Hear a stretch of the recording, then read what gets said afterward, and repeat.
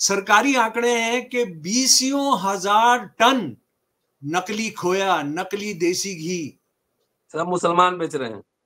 हाँ, जो सारा का सारा राजस्थान के अंदर, मध्य प्रदेश के अंदर, दिल्ली के अंदर, यूपी के अंदर पकड़ा गया, उस पर कोई नहीं बोलता है, क्योंकि वो अपने हिंदू भाई कर रहे हैं। देश के लगभग हर अखबार में, हर भाषा के अंदर ये पतंजलि का, रामदेव का, स्वामी रामदेव का जो है वो विज्ञापन पढ़ा है, जिसको आपने पढ़कर बताया है। ये जो है राष्ट्र, गौ माता और सनातन धर्म की रक्षा हेतु ये माल बेच रहे हैं। मनुस्मृति जो है वो मुसलमानों के खिलाफ नहीं है, ईसाइयों के खिलाफ नहीं है, सिखों के खिलाफ नहीं है, जैनियों के खिलाफ नहीं है, वो हिंदुओं के खिलाफ है, वो हिंदू औरतों के खिलाफ है, वो जो है शूद्रों के खिलाफ है। 23 अक्टूबर को सारे बंबई के अंदर पोस्टर लग गए, बड़ा फोटो योगी आदित्यनाथ का, और उसके साथ बटेंगे तो कटेंगे। उसमें हिंदू नहीं लिखा था, लेकिन वो सारा का सारा हिंदुओं से मतलब था। हमारे योगी जी को किसने सप्लाई की है, किसने बताया है, लेकिन ये आजादी से पहले का मुस्लिम लीग का कथन है, ये मुसलमानों को एक करने के लिए।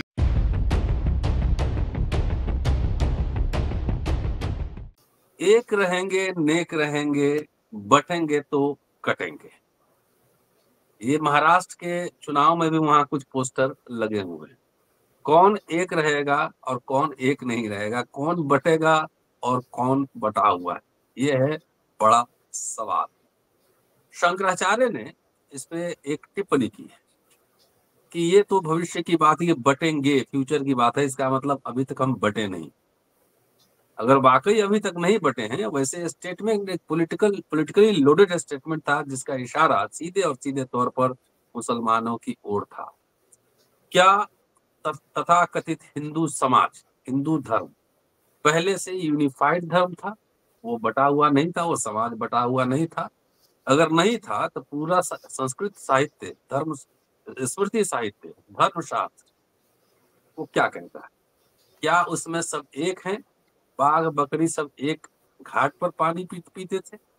शंकराचार्य ने यह भी कहा है कि गाय को राष्ट्र माता बना दिया जाए तो उससे सब एक हो जाएंगे, क्योंकि सब एक दूसरे को, अगर गाय को सब माता मानेंगे तो सब भाई भाई हो जाएंगे, तो उससे एकता होगी। ये भी पता लगाया जाना चाहिए कि गुजरात से और जहां बीजेपी शासित प्रदेश है, वहां से बीफ का एक्सपोर्ट कितना होता है और कौन करता है, और वहां पे कौन कितने पैसे लेता है।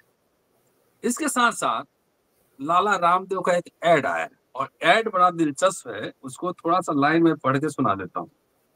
राष्ट्र, गौ माता एवं सनातन धर्म की रक्षा हेतु आह्वान, पतंजलि का स्वदेशी अभियान है समाधान।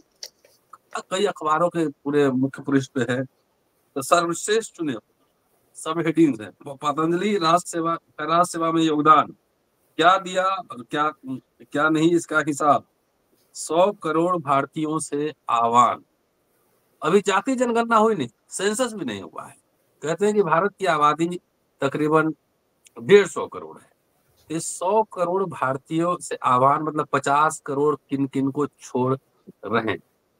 और ये जाहिर है, जब बिजनेस कर रहे हैं तो सरकारी सुविधा भी ले रहे होंगे, तो सिर्फ सनातनियों से आह्वान कर रहे हैं। 100 करोड़ में क्या सब दलित, अस्पृश्य, जो पूर्व अस्पृश्य हैं, पिछड़े, सवर्ण, ब्राह्मण सब एक हैं?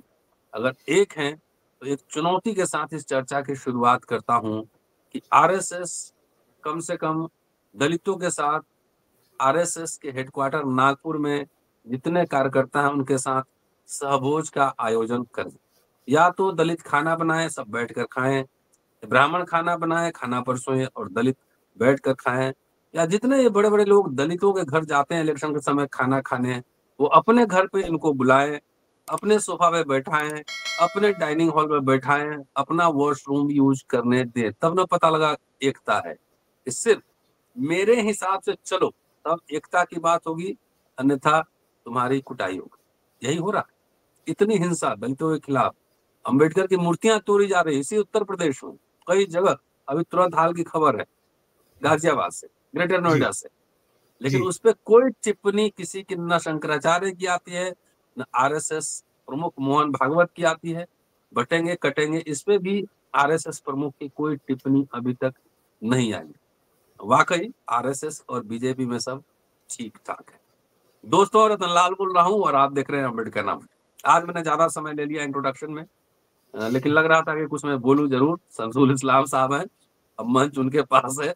शमसुल साहब हमें सुनाएंगे पूरी कथा कि बटेंगे कटेंगे क्या खाली चुनाव के किसके लिए कहा गया और इसके क्या मायने हैं। स्वागत है सर, गुड इवनिंग, जय भीम।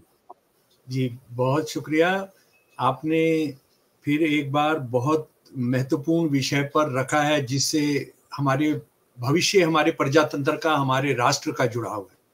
और आपने बहुत लंबा तो भूमिका नहीं बांधी है, लेकिन जितनी भी बांधी है उससे मेरा बहुत काम आसान हो जाता है, क्योंकि मैं फिर इधर उधर करने के बजाय वो सीधा जो है जी सीधी जो रास्ता है, जो बातें मैं करना चाहता हूँ वो काफी संयोजित हो जाती हैं। देखिए मेरे प्यारे डॉक्टर साहब, एक तो मैं पार्टीशन पर मेरा काम है, मैं उसको जानता हूँ। आपको ताज्जुब होगा इस बात को जानकर कि जिन्ना साहब ने सैकड़ों बार मुसलमान इलाकों में पाकिस्तान चाहिए उसके लिए बिल्कुल यही टर्म यूज किया कि मुसलमान बटेंगे तो कटेंगे। जब मुसलमानों की एक बड़ी तादाद मुस्लिम लीग के खिलाफ जा रही थी, टू नेशन थियरी के खिलाफ जा रही थी, तो जिन्ना और उसके जो गुर्गे थे जो पाकिस्तान बनवाना चाहते थे, वो बराबर इस वाक्य का इस्तेमाल कर रहे थे। मुझे लगता है कि ये वाक्य, ये जो सेंटेंस है या ये जो टर्म है, ये हमारे योगी जी को किसने सप्लाई की है, किसने बताया है, लेकिन ये आजादी से पहले का मुस्लिम लीग का कथन है, ये मुसलमानों को एक करने के लिए। और उसने मुसलमानों को एक करते करते उन्होंने देश को तोड़ दिया था और आज ये उसी काम को करने जा रहे हैं। एक जरा सा मैं बैकग्राउंड बता दूं, हालांकि आपने बताया है कि 23 अक्टूबर को सारे बंबई के अंदर पोस्टर लग गए, बड़ा फोटो योगी आदित्यनाथ का, और उसके साथ बटेंगे तो कटेंगे। उसमें हिंदू नहीं लिखा था, लेकिन वो सारा का सारा हिंदुओं से मतलब था, क्योंकि 26 तारीख को मथुरा के अंदर जो कार्यकारिणी की बैठक हुई आरएसएस की, उसमें उन्होंने साफ कह दिया कि हिंदू बटेंगे तो कटेंगे, और हमको योगी आदित्यनाथ जी की जो बात है वो हम उसके सहमत हैं, हम उसके साथ एग्री करते हैं। अच्छा, अब जरा सा ये योगी अपना जो रामदेव है, इस पर आने से पहले जरा सा हम बात कर लें कि ये इसका मतलब क्या होता है। इसका मतलब ये है कि योगी आदित्यनाथ जो है, जिन्होंने शपथ ली है कि मैं सारे भारत के संविधान का डेमोक्रेटिक, सेकुलर, हाँ, और उसमें कोई भेदभाव नहीं करूंगा, संविधान को अपनी आखिरी दम तक मैं उसको लागू करूंगा जब तक मैं उस पद पर रहूंगा, तो ये तो उसकी अवहेलना कर दे रहे हैं, उसके खिलाफ बोल दे रहे हैं, यानी सिर्फ हिंदुओं की चिंता करके। और हिंदुओं की जो पूरी बात है, जरा सा उसको हम समझ लें, इसको अच्छे तरीके से समझ लें कि अगर वाकई में सारे हिंदुओं की चिंता है, तो आरएसएस ने और योगी आदित्यनाथ ने हमको बताना चाहिए कि 26 नवंबर 1949 को जब भारत की संविधान सभा ने ये संविधान पास किया, जो दुनिया का सबसे ज्यादा एगेलिटेरियन संविधान था, जिसमें बाबा साहब ने बहुत महत्वपूर्ण भूमिका निभाई थी, उस संविधान के पास होने के 4 दिन के बाद आरएसएस का जो अंग्रेजी का मुखपत्र ऑर्गेनाइजर, उसने लिखा हम इसको नहीं मानते हैं, हमको मनुस्मृति चाहिए। और ये मनुस्मृति हमारा संविधान होगा, इसको सावरकर जो बड़ा हीरो है आरएसएस का और योगी आदित्यनाथ का, उसने बहुत पहले कह दिया था, सावरकर ने, कि मनुस्मृति जो है वो वेदों के बाद सबसे पूजनीय हमारी स्क्रिप्चर है, हमारा धार्मिक ग्रंथ है, सबसे पूजनीय, और इसको लागू कर ही हम अपने देश के हिंदुओं को बचा सकते हैं। तो भाई ये बताओ हमको कि ये मनुस्मृति है क्या? इतने अनजान हो, इतने आप भुलक्कड़ हो या साफ झूठ बोल रहे हो कि मनुस्मृति जो है वो मुसलमानों के खिलाफ नहीं है। मैं बार बार इसको आपके साथियों को बताता रहा हूं, और आपने जरूर मनुस्मृति को पढ़ना चाहिए, तभी आप उसको दहन करने के लिए तैयार होंगे। मनुस्मृति जो है वो मुसलमानों के खिलाफ नहीं है, ईसाइयों के खिलाफ नहीं है, सिखों के खिलाफ नहीं है, जैनियों के खिलाफ नहीं है, वो हिंदुओं के खिलाफ है, वो हिंदू औरतों के खिलाफ है, वो जो है शूद्रों के खिलाफ है। वो उसको आप इंसान का दर्जा तो छोड़िए, जानवरों का दर्जा नहीं देता है वो हिंदू शूद्रों को और हिंदू औरतों को। उसके बाद गोलवालकर जो इनका सबसे बड़ा गुरु है, जिसको मैं गुरु ऑफ हेट कहता हूं, नफरत का गुरु, उसने साफ कहा है कि मनुस्मृति, हिंदू राष्ट्र, जातिवाद ये एक दूसरे के पर्यायवाची हैं। ये यानी अगर आप मनुस्मृति को या जातिवाद को खत्म करेंगे तो उसका मतलब यह है कि आप हिंदू धर्म को भी खत्म कर देंगे। तो भाई आप ये किसको बांट रहे हो, किसको काटोगे? तो आप तो पहले ही काटते रहे हैं बहुजनों को। आप तो कब से जो कुछ होता रहा है, ब्राह्मणवाद जो कुछ शूद्रों के साथ करता रहा है, और जो मुसलमान ब्राह्मणवादी हैं वो भी जो मुसलमान शूद्रों के साथ जो करते रहे हैं, वो क्या किसी से छुपा है? आप जो है हिंदुओं को शमशान घाट में अंत्येष्टि नहीं करने देते हैं, आप उनको कुएं से पानी नहीं लेने देते हैं, आप उनको नया कपड़े नहीं पहनने देते हैं, आप उनको चप्पल नहीं पहनने देते हैं, आप उनकी बारात को आप घोड़े पर नहीं चढ़ने देते हैं आप। और आप ये कहते हैं कि हम इस भारत के संविधान को खत्म करके आप मनुस्मृति को लागू करेंगे। तो आप तो काटने का काम पहले से ही करते रहे हैं। असल में आपका जो सारा मकसद है, वो आपका मकसद है कि आप इस देश को काटेंगे, आप इस देश को काटेंगे। आप हिंदू तो कटेंगे नहीं कटेंगे, हिंदुओं में जो ऊंची जातियां हैं उनको तो कोई खतरा नहीं है, उनको बिल्कुल कोई डर नहीं है। तो ये तो जो शूद्र है वो कटते ही रहे हैं, औरतें भोगती ही रही हैं। तो आप जो है आप जो करने जा रहे हैं वो असल में देश को तबाह करने जा रहे हैं, देश को तोड़ने जा रहे हो। जैसा मैंने पहले बताया कि ये मुस्लिम लीग से ये नारा लिया है, ये टर्म जो है मुस्लिम लीग से ली गई है, जिन्ना से ली गई है। अच्छा, इसी चीज को बढ़ाते हुए देखिए, खुलेआम नंगा होकर जो हिंदुत्व जी योगी जो है जिन्ना की नकल कर रहे हैं जी, जिन्ना की नकल। अगर आप ये कहें कि उनका रहे हैं तो मुझे लगता है कोई बहुत बुरा नहीं होगा, यानी उनके नक्शे कदम पर चल रहे हैं। जो गंदगी जिन्ना ने फैलाई थी आप उसको आगे लेकर जा रहे हैं। और उसका अगर आपने सबसे बड़ा सबूत चाहिए, आज देश के लगभग हर अखबार में, हर भाषा के अंदर ये पतंजलि का रामदेव का स्वामी रामदेव का जो है वो विज्ञापन पढ़ा है, जिसको आपने पढ़कर बताया है। ये जो है राष्ट्र, गौ माता और सनातन धर्म की रक्षा हेतु ये माल बेच रहे हैं। तो मुसलमानों को नहीं खरीदना चाहिए, कि ईसाइयों को, सिखों को नहीं खरीदना चाहिए। वो तो उन्होंने कहा कि 100 करोड़। देखिए अभी जो यूनाइटेड नेशंस के जो आंकड़े हैं, राष्ट्र संघ के जो आंकड़े हैं अप्रैल 2023 के, इंडिया की आबादी अप्रैल 2023 में 142 करोड़ 50 लाख हो चुकी थी, और जिसमें हिंदुओं की जनसंख्या 1 करोड़ थी। तो ये सीधा 1 करोड़ की कर रहे हैं। लेकिन भाई ये 1 करोड़ के अंदर 100 करोड़, गले लगाएंगे, 100 करोड़ 142 करोड़ और 100 करोड़ हिंदुओं की, यानी 1 लाख के करीब ज्यादा यूनाइटेड नेशंस के हिसाब से। और अभी तो 2024 चल रहा है तो कुछ बड़ी होगी। तो इसका मतलब यह है कि आप हिंदुओं की बात कर रहे हैं, लेकिन आप हिंदू धर्म के अंदर, आप सनातन धर्म के अंदर, इन्होंने दूसरा सवाल उठाया सनातन धर्म का। सनातन धर्म क्या है? सनातन धर्म क्या जैनिज्म भी सनातन धर्म है? क्या इस्लाम भी सनातन धर्म है? क्या सिखिज्म भी सनातन धर्म है भारत का? क्या बौद्ध धर्म भी सनातन धर्म है? या ब्राह्मणवाद?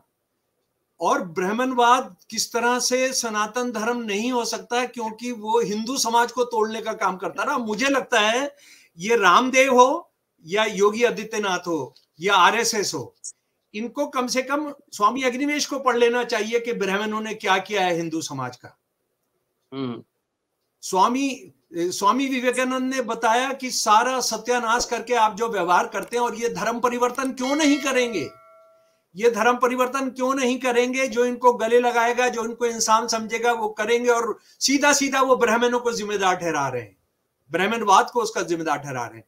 और ये बहुत मुसलमान करते रहते हैं। ये भी मैं आपको बताना चाहता हूं, पहले भी साथियों आपको बता चुका हूं कि स्वामी विवेकानंद ने कहा कि हमारे जो हिंदू धर्म है उसके अंदर समानता नाम की कोई चीज, कोई टर्मिनोलॉजी, कोई शब्द नहीं है।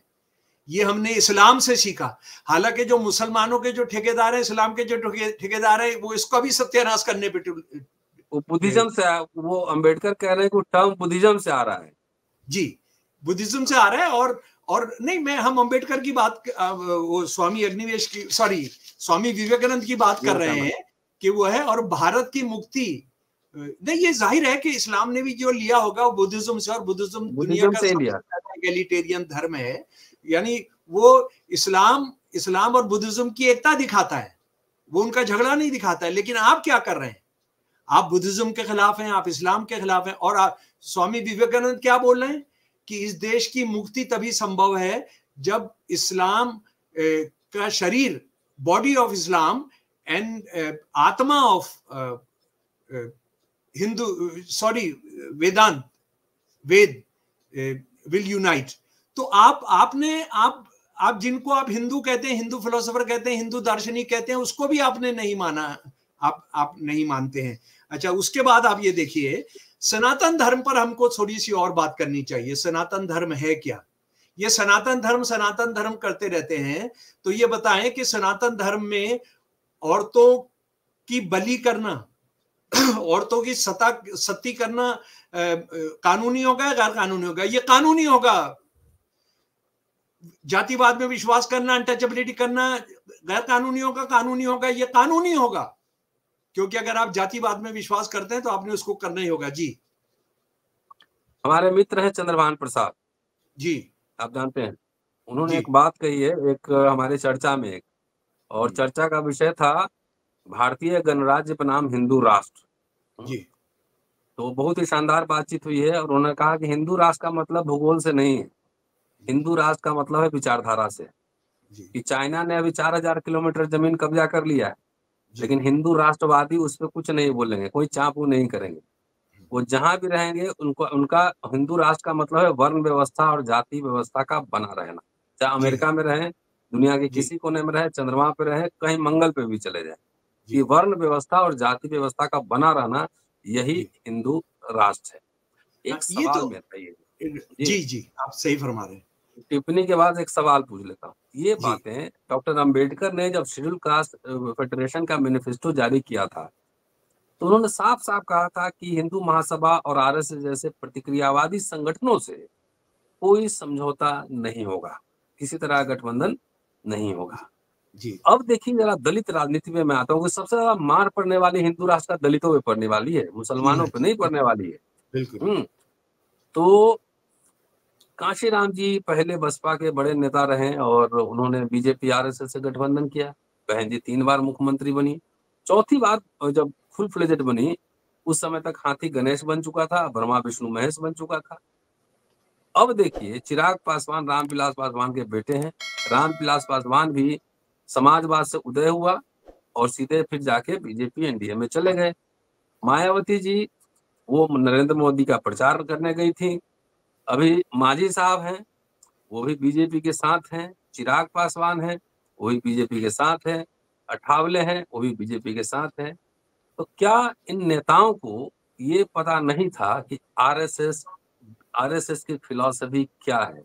अगर वर्ण राष्ट्र बनेगा तो उसमें उनकी स्थिति क्या होगी? क्या इसका अंदाजा भी है सर? नहीं, कुछ ब्राह्मणवाद को दरबारी तो चाहिए होंगे ना, ब्राह्मणवाद को दरबारी, हाँ, दरबारी तो चाहिए होंगे ना। वो तो असल में वो आप देखिए कि आरएसएस ने भी जिस तरह से लोगों को रखा हुआ है। अब आप देखिए एक और चीज आप देखिए, पहले हम ये इस पर दरअसल रामदेव पर बात को खत्म कर दें कि रामदेव के हिसाब से ये सिर्फ हिंदू एक है जो तमाम चीजें बना रहा है और हिंदुओं ने इसको खरीदना चाहिए। तो बाकी सारे जो हिंदू मैन्युफैक्चरर हैं, जो चीजें रामदेव बनाता है तो वो तो जाए कमंडल लेके वो हिमालय की तरफ निकल जाए। यानी अगर देखिए, आपने भाषा को राष्ट्रवाद से जोड़ दिया, आपने धर्म को राष्ट्रवाद से जोड़ दिया, आपने जातिवाद को राष्ट्रवाद से जोड़ दिया, आपने अब बिजनेस को भी राष्ट्रवाद से जोड़ दिया है। उधर क्रिकेट राष्ट्रवाद से जुड़ गया है। भारत की टीम जीतती है तो भारत महान हो जाता है, भारत की टीम हारती है तो वो जो है भारत की बेइज्जती हो जाती है। और सारा आरएसएस का जो मेंबर है, जो विदेशों के अंदर रहता है, हिंदू सेवा संघ का मेंबर, वो अमेरिका का नागरिक है, वो इंग्लैंड का नागरिक है, वो फ्रांस का नागरिक है, लेकिन वो जब क्रिकेट के मैच देखने आता है तो वो सारा भारत की टीम को सपोर्ट करता है। क्यों है? क्योंकि भारत एक हिंदू राष्ट्र है। अगर यही कोई भारत के अंदर कोई कर दे इंडियन टीम के खिलाफ तो उसको आप क्या करेंगे? उसको लिंच कर देंगे, आप उसका घर जला देंगे। लेकिन अच्छा, उसके बाद आप ये देखिए, मान लीजिए यही मापदंड जो ये इसने बनाया रामदेव ने, यही मापदंड सारी दुनिया के सामान बेचने के लिए बना है, बिजनेस करने के लिए बना है ये। हाँ, बिजनेस करने के लिए बना है, और उसको सनातन धर्म और क्या क्या कर, अगर यही मापदंड सारी दुनिया के बिजनेसमैन क्रिश्चियन मुसलमान करने लगे तो क्या होगा इनका? इनको कौन तेल देगा? इनका कौन मीट खरीदेगा? इनकी कौन दालें खरीदेगा? इनका कौन चावल खरीदेगा? लेकिन इन्होंने यहां पर मुसलमानों से बदला लेना। अच्छा, एक चीज समझना बहुत ज्यादा जरूरी है, और मैं सोच रहा हूं कि मैं आखिरी पॉइंट भी है मेरी बातचीत का, ये मुसलमानों से क्या झगड़ा है? मुसलमान तो किसी कंपटीशन में नहीं है। ये मेरे बहुजन भाई भी मुसलमानों की लीडरशिप और आम मुसलमान भी नहीं समझते हैं कि आप देखिए किस किस के खिलाफ दंगा होना है कि ये मुसलमान जो चाय बेच रहा है, मुसलमान जो खाना बेच रहा है, सब्जी बेच रहा है, फल बेच रहा है, जूस बना रहा है, ये इनके खिलाफ हो रहा है। और उसमें एक बाकायदा वीडियो चलाए जा रहे हैं कि वो थूक रहा है, वो उसके अंदर पेशाब कर रहा है, उसके अंदर ये करके बेच रहा है, वो क्या क्या कर रहे हैं, है ना। ये असल में मुसलमानों से, ये आम मुसलमान है जो 90% जो है वो बहुजन बैकग्राउंड से आते हैं, ये उनको पॉल्यूटेड मानते हैं, उनको उनके साथ नफरत करते हैं, और ये छुआछूत करते हुए कहते हैं कि इनसे सामान मत खरीदो। ये थोड़े दिन के अंदर जो है हिंदुओं की भी जातियों का लगवाएंगे। ये शुरुआत है। शमशूल साहब, कश्मीर में जितना सेब उगता है, पता नहीं वो शायद पेशाब के ही पानी से खेती होती होगी, पूरा फल ही वैसे होगा फिर। यहाँ करीम में, अल जवाहिर में मुसलमान से ज्यादा हिंदू बैठे रहते हैं। जी हाँ, 80% हिंदू रहते हैं, उनका आंकड़ा है। उनका आंकड़ा। अच्छा, दूसरी बात यह है, ये सारे के सारे पोल्यूशन की जो चिंता, अभी सरकारी आंकड़े हैं कि 20,000 टन नकली खोया, नकली देसी घी सब मुसलमान बेच रहे हैं। हाँ, जो सारा का सारा राजस्थान के अंदर, मध्य प्रदेश के अंदर, दिल्ली के अंदर, यूपी के अंदर पकड़ा गया, उस पर कोई नहीं बोलता है, क्योंकि वो अपने हिंदू भाई कर रहे हैं, वो हिंदू भाई कर रहे हैं।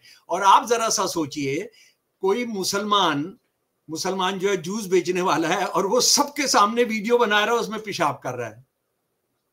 मतलब वो हिंदुओं से बदला लेने के लिए वो शायद पागल ही है, या उसको किसी ने प्लांट किया है। तो बात यह है, मुसलमान भी समझ लें कि ये मुसलमान सारे के सारे जो है 99% ये बहुजन है, ये गरीबों के उससे आते हैं। ये सारे बौद्ध थे मुसलमान नाम के राजाओं के आने से पहले, और उन्होंने धर्म परिवर्तन किया था कि उनको बराबरी मिलेगी। वो मुसलमान राजाओं ने कंप्रोमाइज कर लिया हिंदुओं की ऊंची जातियों से, उनकी स्थिति वही रही, 1000 साल के में वही रही, आज उनकी स्थिति वही है। तो उनके साथ जो पॉल्यूशन को क्या कहेंगे हम, एक अच्छा सा शब्द, प्रदूषण नहीं, पॉल्यूशन, कि ये जो है इनको छुआ नहीं जा सकता, इनसे सामान नहीं खरीदा जा सकता, जो हम शूद्रों के साथ करते हैं ना। पॉल्यूशन समझते हैं सब कि ये पॉल्यूट कर देते हैं, ये जो है उसको प्रदूषित नहीं, प्रदूषित तो दूसरी चीज हो जाएगी। यानी ये जो है उसको क्या कहेंगे, धर्म। हाँ, एक सवाल और है, अभी बहुजन रहने दीजिए फिलहाल, फॉर द टाइम भी। जी, देखिए मुसलमान तो टायर का पंचर लगा लेगा, अंडा बेच लेगा, कुछ कर लेगा। अब मुसलमान कोई दावा नहीं कर रहा है कि हम इस देश का होम मिनिस्टर बनेंगे, प्रधानमंत्री बनेंगे, मुख्यमंत्री बनेंगे, कहीं से कोई दावा नहीं। जी। ओबीसी के पास थोड़ा लठ-वठ है, वो देख लेगा अपना हिसाब-किताब। जमीन भी है, गाय भैंस भी है, वो लठ-वठ बजा लेगा, कुछ ना कुछ तो करेगा ही। लेकिन जो दलित लोग हैं, जिनको सिर्फ और सिर्फ आरक्षण की वजह से कुछ जमीन, पेट्रोल पंप, नौकरियां, गैस एजेंसी मिली थी, और आजकल वो बगैर मतलब क्या कहते हैं, अब्दुल्ला शादी में को बेगाना, क्या बेगानी शादी में अब्दुल्ला दीवाना। दीवाना। जब यहाँ इंडियन रिपब्लिक और हिंदू राष्ट्र के बीच संघर्ष चल रहा हो, वहां पे ये ख्वाब देखना कि हम सीएम पीएम बन जाएंगे, देश के हुक्मरान बन जाएंगे। अभी यूपी से खबर आई, हजारों स्कूल बंद हो गए। महाराष्ट्र से खबर है, हजारों स्कूल बंद हो गए। हजारों स्कूल बंद हो गए। तो दलितों के बारे में क्या करें, इनको तो खेत में सीधे ठेलने की तैयारी है। हरियाणा के अंदर प्राइमरी स्कूल सारे प्राइवेट बन जा रहे हैं, सारे के सारे प्राइवेट हरियाणा के अंदर। जी। ये प्राइमरी स्कूल क्या है, जहां पर चौथी पांचवी क्लास तक दलित बच्चा पढ़ लेता था, बहुजन बच्चा पढ़ लेता था, वो सारे प्राइवेट होने जा रहे हैं। तो इस बात को समझ लें कि ये मुसलमान और सनातन धर्म जो है, सनातन धर्म हिंदुओं के लिए बहुत खतरनाक है। अगर आप इस पर कोई चर्चा करना चाहें तो कर सकते हैं। और ब्राह्मणवाद जो है वो हिंदुओं के लिए खतरनाक है, और ब्राह्मणवाद जो है, मुसलमान शासकों ने भी ब्राह्मणवाद का इस्तेमाल करके 1000 साल राज कर दिया, क्योंकि उस ब्राह्मणवाद में ठाकुर, उस ब्राह्मणवाद में पंडित, उस ब्राह्मण में कायस्थ, वैश्य सब उनके साथ शामिल हो गए। जी। लुटेरों का दर्शन हमारी चिंता, हमारे कई ओबीसी चीफ मिनिस्टर और ट्राइबल चीफ मिनिस्टर बीजेपी ने भी बनाए। दलित हु-हा बहुत फूं-फां कर रहे हैं कि पीएम बनेंगे, सीएम बनेंगे। एक भी बीजेपी ने भी नहीं बनाया है, ना कांग्रेस शासित राज्यों में, कहीं नहीं। और सिर्फ आरक्षण है, अफर्मेटिव एक्शन के थ्रू कोट टाई वाले क्लास पैदा हुए हैं। उनकी सबसे ज्यादा आरएसएस बीजेपी की चिंता उनके निशाने पर दलित है। ये पता नहीं दलित का समाज कब समझेगा। अपने जात के नेताओं के पीछे जाकर वोट देता है। स्कूल, कॉलेज, यूनिवर्सिटी बंद हो रहे हैं, फ्रीशिप, फेलोशिप सब खत्म हो रहे हैं, सब कुछ खत्म हो रहा है। और तब इसलिए मुझे लगता है कि इस हिंदू राष्ट्र की सबसे ज्यादा मार इन दलितों पे पड़ने वाली है। इस समाज और नेता कब समझेंगे, ये उन पर ही महत्वपूर्ण पड़ेगी, जिनको थोड़ा बहुत हिस्सा मिल गया उन पर ही पड़ेगी। जिनके पास कुछ नहीं है उन पर क्या पड़ेगी? उनकी तो आप जान ले लेंगे, बस उनकी तो आप जान ले लेंगे। ले लो जान। शुक्रिया सर, बहुत शानदार बातचीत के लिए। और एक थोड़ा गैप हो जा रहा है, थोड़ा काम था, और आप जानते हैं कि थोड़ा काम पे व्यस्त था। आपको बहुत बधाई कि आपने वो किताब फाइनल कर ली। अब बस उसको छुपवा दीजिए। जी, आप 2 लाइन लिख के भेजिए, मैं बस अब तैयार। जरा बता दीजिए एक बार क्या किताब है, वो बता तो दीजिए। वो डॉक्टर अंबेडकर के धर्मांतरण पर उनके पब्लिक स्पीचेस का कलेक्शन, और उसमें एक मेरी भूमिका है, और 1920 से लेकर 56 तक के भाषणों और लेखों का कलेक्शन है। एक लंबी भूमिका है, तकरीबन 40 पृष्ठों की भूमिका है।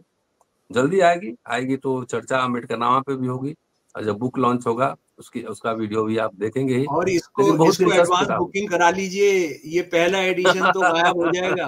हाँ जी। शुक्रिया सर, शुक्रिया जी जी। दोस्तों, देखते रहिए अम्बेडकर जिंदाबाद जी।